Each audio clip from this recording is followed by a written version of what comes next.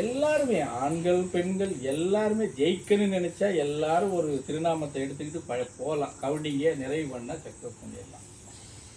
பண்ணலைன்னா ஒருத்தரும் ஒன்றும் பண்ண முடியாது. பாதியில் விட்டுட்டு போனால் பாதியில் தான் கிடக்கும். சும்மா வந்து கையெடுத்து கும்பிட்டு கற்பூரத்தை காட்டிட்டு போயிட்டா எல்லாம் பேருமா? நேசிக்க தெரியும். இதெல்லாம் நேசிக்கிறது.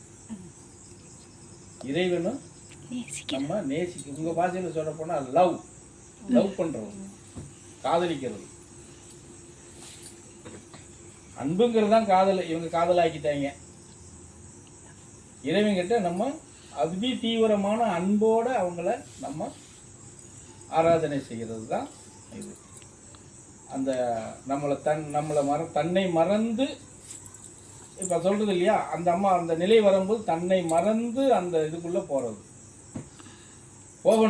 என்ன கேட்டா போனாதான் நமக்கு திருப்பம். பயப்படவே கூடாது.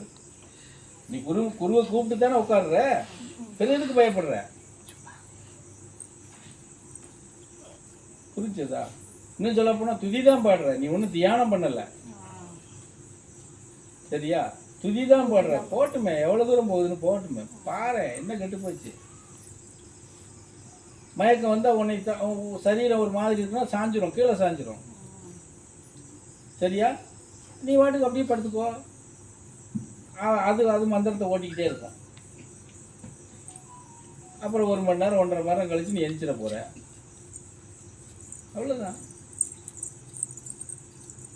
இதுக்கே இப்படி சொல்ற. இப்ப தலகாணி மந்திரம் நீ ஹெவியா போகும்போது உன்னை தூக்கி இங்க இருந்து 4 அடிக்கு அந்த பக்கம் வீசும். தமார்னு போய் விழுவ.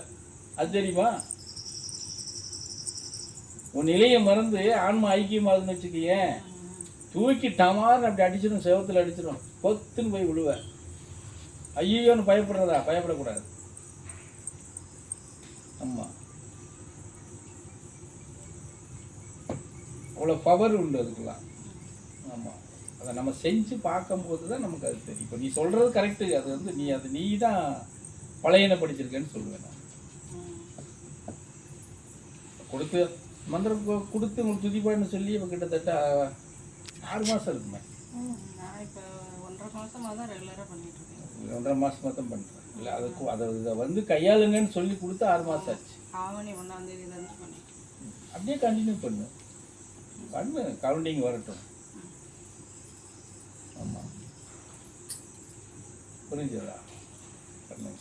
யாருக்கு தைரியமோ கொடுத்ததை பிடிச்சி பண்ணுறீங்கன்னா எனக்கு சந்தோஷம். அதை விட எனக்கு ஒரு மகிழ்ச்சி வேறு எதுவுமே இல்லை. ஆனால் சரியாக நீங்கள் கொண்டுட்டு போகணும்.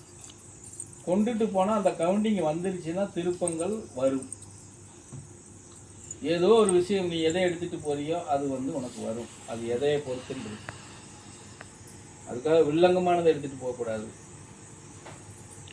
உன் வீட்டில் வில்லங்கம் எது சொல்லு, நீ அதைத்தான் எடுத்துகிட்டு போறியா என்னமோ எனக்கு தெரில. தெரியுமோ எடுத்துகிட்டு போகக்கூடாது. அதுதான் வில்லங்கம். அங்கே வரு, அதுதான் வில்லங்கம்னு சொல்லிக்கிட்டு இருக்கேன். கல்யாணம் ஆனா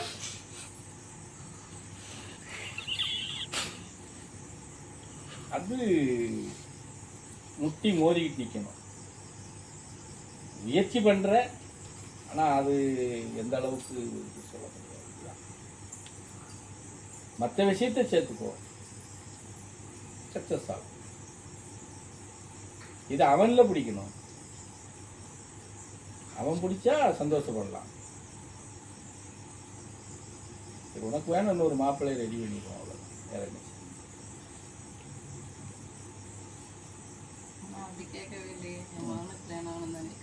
மகனுக்கு வேணும்னு தான் கேட்கியா? சரி, முயற்சி பண்ணு. அதுவும் கரெக்டாக நான் சொல்லி தான் கேட்குறேன். பெரிய மகனுக்கு வேணும்னு சொல்லி தான் கேட்குறேன். நீங்கள் அப்படி கூட மாற்றிடுவீங்கன்னு எனக்கு தெரியும். குரு எடுத்துருவாங்க அப்படின்றீங்க. அம்மா அதான் நான் என் பெரிய மகனுக்கு அப்படின்னு சொல்லி தெளிவாக தான் கேட்குறேன். சரி, கேளு பார்ப்போம். உங்களுடைய முயற்சி இல்லை, தாய் இதுன்னு ஒன்று இருக்கு. அந்த அன்புக்கு என்ன பலன் அப்படிங்கிறத பார்ப்போம். உன்னைய வச்சு நான் ஒரு பரீட்சையில பார்க்குறேனே. என்ன அவங்களுக்கு அதுதான் பெரிய குறைங்கிறப்ப அந்த அம்மாவுக்கு அதுதான் குறை. அவங்க அதை கேட்டு ஐயா, அதுல ஒரு விஷயம் என்னன்னா, இது ஒரு பெரிய நீ கவனிக்க முடியும், அது பிடிச்சி நல்லதா கெட்டதா பார்ப்போம். ஆனா கொப்பட வேலைக்கு நீ தான் கடைசி வரைக்கும் தீ சமைக்க போற. அது வேற ஒண்ணும் செய்ய முடியாது, நடந்துரும். ஆனா தீ சமைக்கிறது நீ தானே. சரி இருக்கிற வரை சும்மா ஏன்னா அந்த நாமத்துக்கு நம்ம பொய்ன்னு சொல்ல முடியாது இல்லையா? அது நடக்கும். கவுண்டிங்க்கு நீ போயிட்டீன்னா அதை வச்சு, ஏன்னா சொல்லிட்டால நான் இப்படித்தான் வைக்கிறேன்னு சொல்லி, அப்போ அது சக்ஸஸ் ஆகும். பின்விளைவு நீ தான் தூக்கி சமைக்கணும். மறுபடியும் அதுக்கு என்கிட்ட வந்து இதுக்கு என்ன சாமி சொல்லணும்னு கேட்கக்கூடாது இல்லையா? ஏன்னா இது பிடிச்சிட்டேன்னு வச்சுக்கிங்க, அடுத்து அந்த இது வந்துடும். அப்போ இதுக்கு என்ன செய்யலாம் வந்துடும். புரியுதா?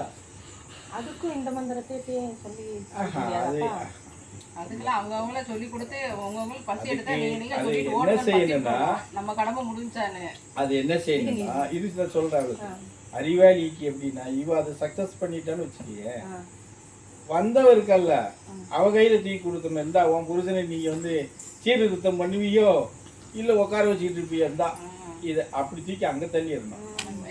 நீ சொல்லிக்க புரியாதுன்னு சொல்லிட்டு விட்டுருணும். அப்படி விட்டுறணும். அப்படி விட்டாதான் அது சாத்தியப்படும். அப்படி கொண்டு போறதுக்கு நீ நினைச்சீன்னா கொண்டு போ. அது அது வழிமுறை நமக்கு சொல்லி காட்டி கொடுக்கலாம். அதை மறைக்கணுங்கிற அவசியம் இல்லை. ஆமா, உன்ன மாதிரி அவங்க கொண்டுட்டு போகிறதுக்கு நீ தான் முயற்சி பண்ணிக்கணும். சரியா? சரி, அடிச்சு போ பார்ப்போம். எனக்கு கூட இது ஒரு ஒன்றைய வச்சு நான் ஒரு பரீட்சை எழுதுற மாதிரி தான். ஓ, இப்படி ஒரு லைனை கொடுத்தா அது சரியா வருதா அப்படின்றது.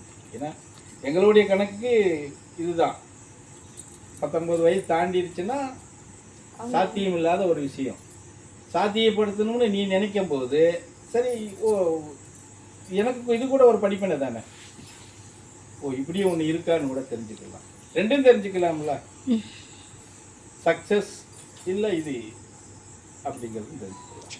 ரைட், கொண்டுட்டு போ, பார்த்துக்கலாம். உன் நம்பிக்கையை வந்து வீணடிக்க கூடாது இல்லையா?